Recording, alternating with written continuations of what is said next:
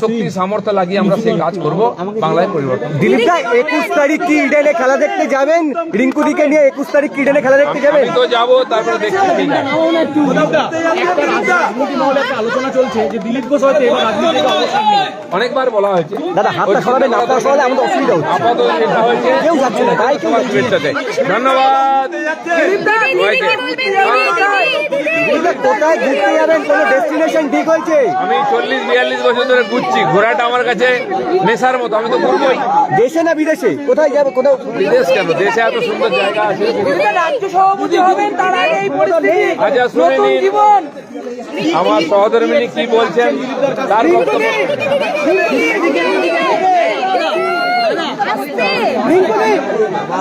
জোরে বলো। দিল্লি কা লাড্ডু খেয়ে নিলাম, অবশেষে কি বলবেন? দিদি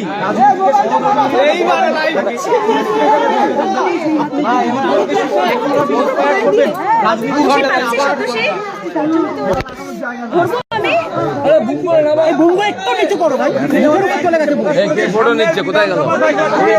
ফটো নাও, পুরো ভিডিও নাও।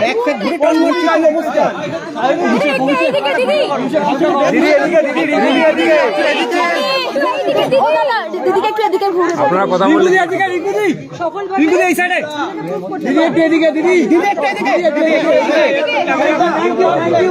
দেখুন আপনারা সকাল থেকে দাঁড়িয়ে আছেন, খুব কষ্ট করেছেন। আমি চাই আপনারা ফিরে যান নিজের কাজে। সবাই এসেছেন, সবাইকে আমার তরফ থেকে ধন্যবাদ। আগামী দিনে আবার দেখা হবে, কাল সকালে দেখা হবে।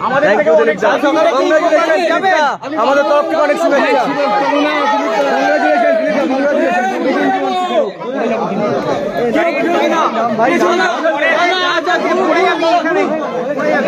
পেছনে কেউ ঠেকবে না, পড়ে যাবো।